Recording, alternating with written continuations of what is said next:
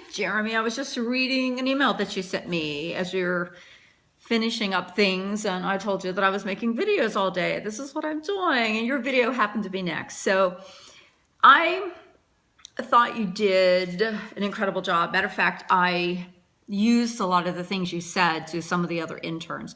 You talked about the fact that you are operating as an assistant principal, but you're also taking the internship. And some of the other assistant principals didn't really feel that the internship did anything for them. And I reminded them what you talked about, and that was that your exposure as an assistant principal can be somewhat limited because you're only getting to see certain things, the things that are assigned to you. But the internship requires that you go beyond that. It requires that you maybe delve into areas that are not necessarily assigned to you, but that you could be responsible as a principal. Now, you didn't really speak to the fact that whether you went outside of the parameters of your duties, but I hope that you will, or at least make that effort. If there's an area you don't understand, that you will inquire and become more knowledgeable of it.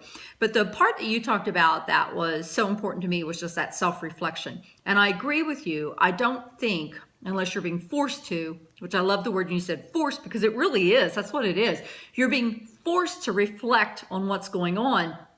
I think every first-year administrator should be forced to participate in some type of reflection, whether it's with another administrator, whether it's to a blog site, I don't care what it is, probably a secure site, but should have that opportunity to reflect, because I think that that's where the growth is. And I think that you acknowledge that. You said that it's really great for you, and you just become more knowledgeable of what you're doing when you have to talk about it.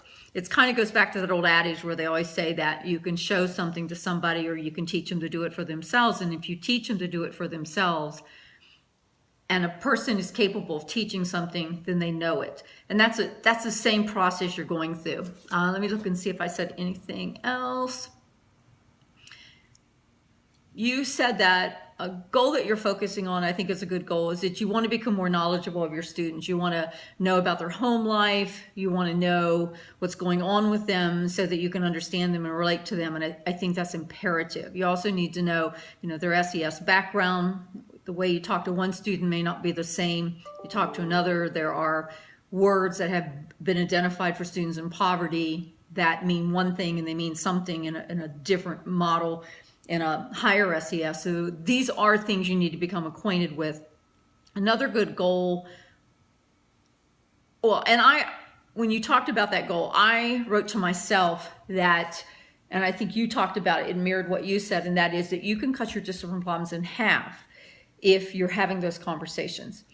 You can thwart things that are going to become discipline by getting out and being involved and networking and knowing the students and knowing the teachers and knowing who sets who off and how to avoid things. So I think it becomes an awareness, and that you can contain things that you if you're not aware and you're not plugged into the environment, you're not going to see.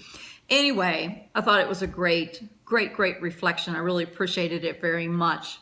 Thanks for everything.